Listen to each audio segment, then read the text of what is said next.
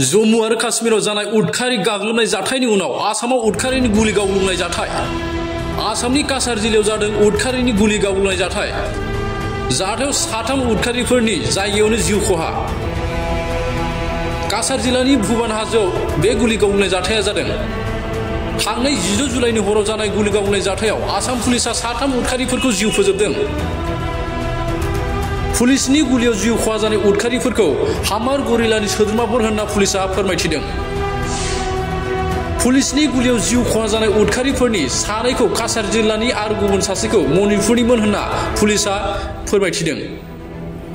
बेजों लोगोसे आसाम पुलिसा साथाम उदखारिफोरखौबो हमनो हादों आरो बिसोरनिफ्राय AK-47 राइफल बोखांनो हादों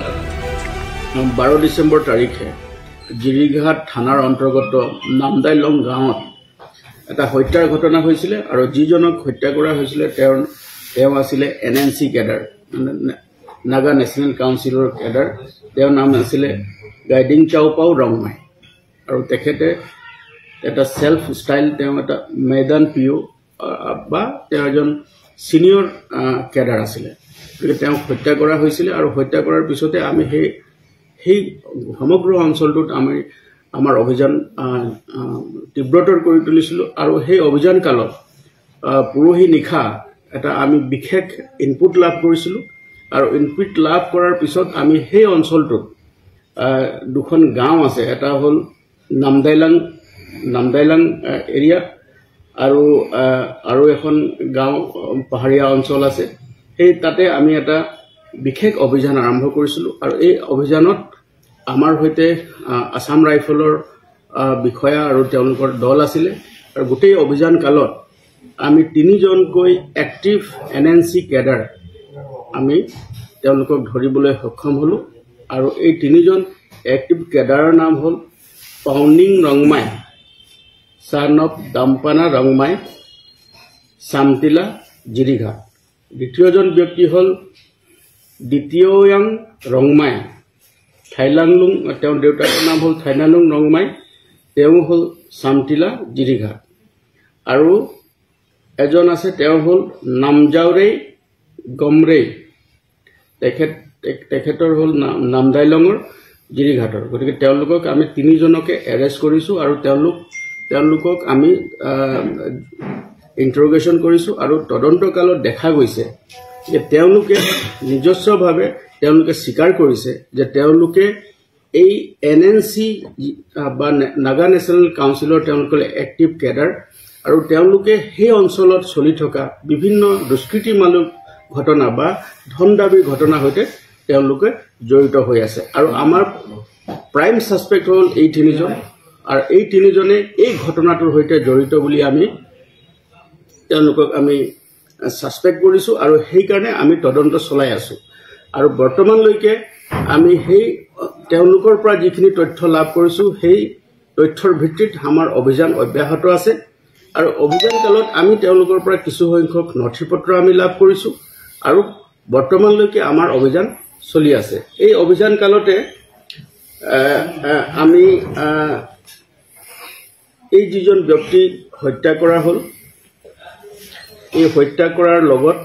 তেওঁলোক জড়িত বুলি আমি তেওঁলোকক সন্দেহ কৰিছো আৰু সেই মৰ্মে আৰু তেওঁলোকক আমি জোৰ তদন্ত চলাই আছো ইন্টাৰোগেশন চলি আছে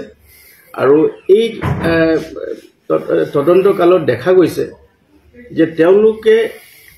বহুদিন ধৰি এনেকুৱা ধৰণৰ অসামাজিক কিছুমান কাৰ্যকলাপৰ হৈতে জড়িত হৈ আছিল আৰু তাৰ এজন ব্যক্তি